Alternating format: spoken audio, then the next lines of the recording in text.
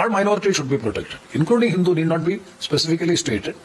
It is not expected from the part of the... Shri N.K. Premachandran അദ്ദേഹം തികഞ്ഞ ഹിന്ദു വിരുദ്ധനാണ്, ഒപ്പം തികഞ്ഞ ന്യൂനപക്ഷ വിരുദ്ധൻ. അദ്ദേഹത്തിനുള്ള മറുപടിയാണ് ഈ വീഡിയോയിലുള്ളത്. യഥാർത്ഥ ന്യൂനപക്ഷ സംരക്ഷകനാണെങ്കിൽ എന്തുകൊണ്ടാണ് അഫ്ഗാനിസ്ഥാനിൽ താലിബാന്റെ ഭരണം വന്ന വേളയിൽ അവിടെ നിന്നും സ്ത്രീകളും കുട്ടികളും അടങ്ങുന്ന സംഘം ആളുകൾ അല്ലെങ്കിൽ അവിടുത്തെ ജനത പലായനം ചെയ്ത് മറ്റു രാജ്യങ്ങളിലേക്ക് പോകുന്ന ഭീകര ദൃശ്യം നമ്മൾ കാണുകയുണ്ടായി. അതിനോടൊപ്പം തന്നെ യുദ്ധവിമാനങ്ങളിൽ ഉള്ളിലിരിക്കാൻ സ്ഥലം തികയാതിനെ തുടർന്ന് ആളുകൾ ആ യുദ്ധവിമാനത്തിന് മുകളിൽ കയറി യുദ്ധവിമാനം എടുത്തപ്പോൾ താഴേലേക്ക് വീണ് ദയനീയമായി മരിക്കുന്ന ദൃശ്യം ലോക ചരിത്രത്തിൽ ഇന്നേ വരെ ഉണ്ടായിട്ടില്ല. എന്തുകൊണ്ട് അഫ്ഗാനിസ്ഥാനിൽ താലിബാൻ ഭരണം വന്ന വേളയിൽ അവിടുത്തെ ന്യൂനപക്ഷങ്ങളെ പീഡിപ്പിച്ച സമയത്ത് അവിടുത്തെ കുട്ടികളെയും സ്ത്രീകളെയും ബലാത്സംഗം ചെയ്ത് കല്ലെറിഞ്ഞ് കൊന്ന വേളയിൽ താങ്കൾ എന്തുകൊണ്ട് പ്രതികരിച്ചില്ല? അപ്പോൾ താങ്കൾ യഥാർത്ഥ ന്യൂനപക്ഷ വിരുദ്ധനല്ലേ?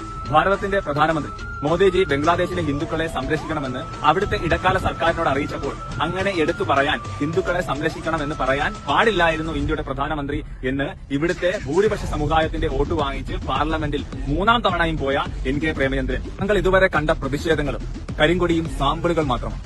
ഇനിയും ഇത്തരത്തിൽ താങ്കൾ മുന്നോട്ട് പോകുകയാണെങ്കിൽ ഈ സമരത്തിന്റെ മുറമാറും, പ്രതിഷേധിക്കുന്ന രീതിയും. അതുകൊണ്ട് തന്നെ എത്രയും പെട്ടെന്ന് ഹിന്ദു സമൂഹത്തിനോട് മാപ്പ് പറയണം, താങ്കളുടെ പ്രസ്താവന പിൻവലിക്കണം. ഇതാണ് യുവമോർച്ചയ്ക്ക് പറയാനുള്ളത്. അല്ലാത്ത പക്ഷം തുടരുക.